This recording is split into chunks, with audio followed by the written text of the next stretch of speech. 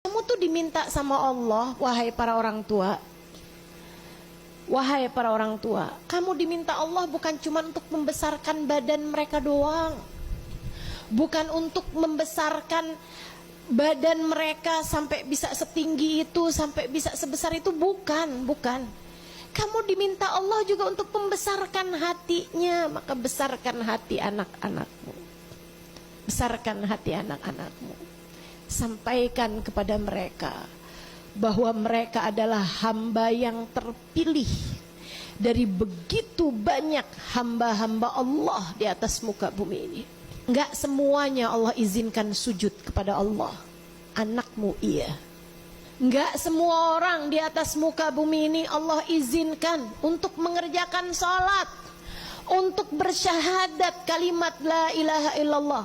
Ada banyak di antara mereka yang lebih cakep, lebih pinter, lebih kaya daripada anak-anakmu. Orang tuanya lebih kaya, lebih mapan daripada dirimu. Akan tapi Allah nggak kasih itu. Kamu, anakmu adalah satu dari sekian orang yang Allah Subhanahu wa taala izinkan kalian untuk menghadap kepada Allah, menyebut nama Allah, bertasbih kepada Allah, sujud kepada Allah, memanggil-manggil nama Allah Subhanahu wa taala.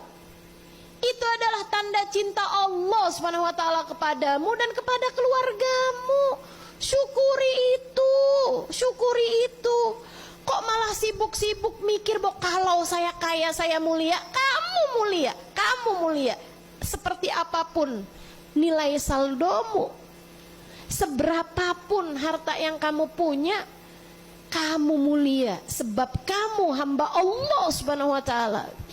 Kamu mulia sebab kamu umat baginda Nabi besar Muhammad sallallahu alaihi wasallam. Anak-anak mulia sebab mereka umatnya Nabi Muhammad sallallahu alaihi wasallam.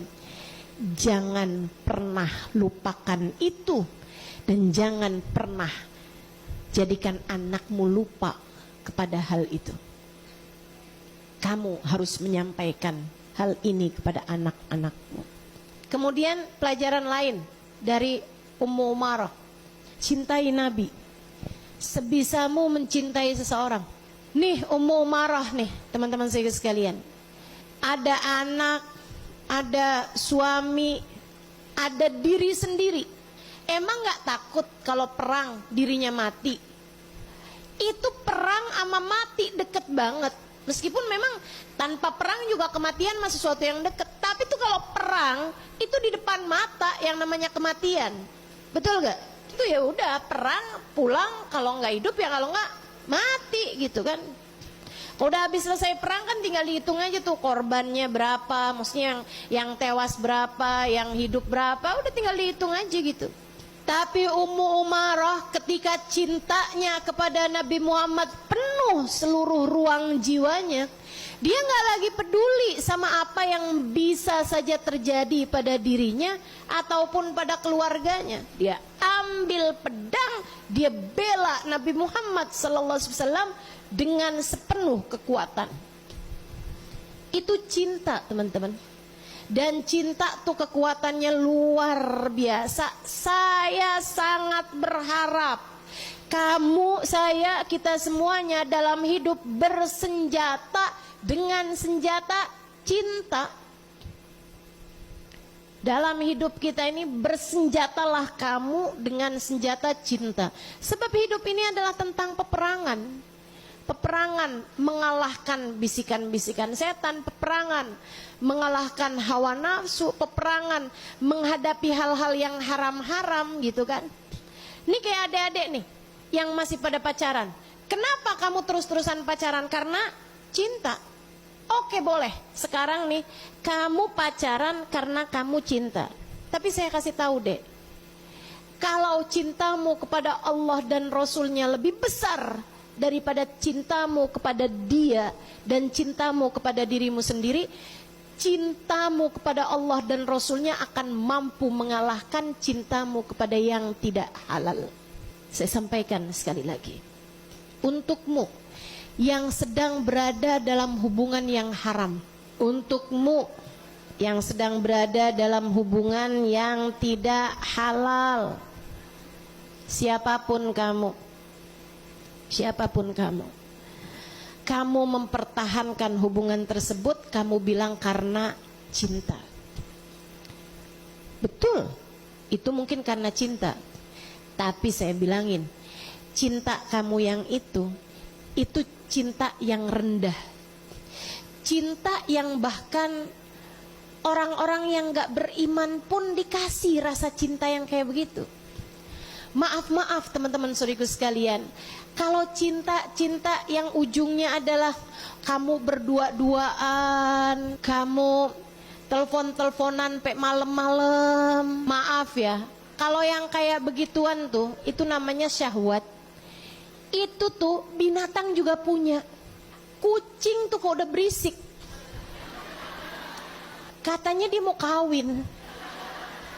Kamu tuh jangan pas kalau kamu lagi cinta kayak begitu, kamu jadi berisik tuh kayak kucing. Adik-adik, teman-teman saudaraku sekalian yang saya muliakan, itulah kayak begituan tuh cinta-cinta yang rendah, cinta-cinta yang membawamu kepada dosa.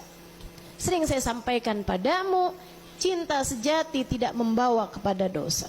Cinta sejati membawa kepada surga. Cinta sejati membawa kepada Allah Sang Pencipta. Cinta sejati menuntunmu kepada baginda Nabi besar Muhammad. Cinta yang sejati seperti itu. Cintanya ibu kepada anaknya, cinta istri kepada suaminya, cinta suami kepada istrinya. Meskipun ada banyak perempuan-perempuan cantik di luar sana menggodanya, dia tidak tergoda dengan mereka semuanya karena dia mencintai istrinya. Itu namanya cinta sejati. Cinta seorang istri yang meskipun suaminya nggak bisa kasih dia banyak hal, nggak bisa ngasih dia liburan kemana-mana, nggak bisa ngasih dia barang-barang mewah, tapi dia tetap istiqomah mencintai suaminya sebab dia tahu suaminya adalah hamba Allah, berpeluh, berkeringat untuk bisa menafkahi keluarganya. Maka dia tidak tertarik kepada yang haram-haram di luaran. Meskipun ada beberapa yang berusaha mendekatinya, dia tutup pintu hatinya sebab dia cinta kepada suaminya. Dia tahu cintanya kepada suaminya bisa membawanya kepada surga. Dia tahu cintanya kepada suaminya, lirih doanya ketika mendoakan suaminya, tengadah tangannya ketika mendoakan keluarganya, bisa membawanya kepada berada di barisannya Nabi Muhammad di akhirat nanti. Itulah yang namanya cinta sejati. Cinta sejati tidak membawamu kepada dosa. Cinta sejati membawamu kepada kedamaian dalam jiwa. Cinta sejati membawamu kepada rasa nyaman hidup bersama dengan Allah Subhanahu wa ta'ala.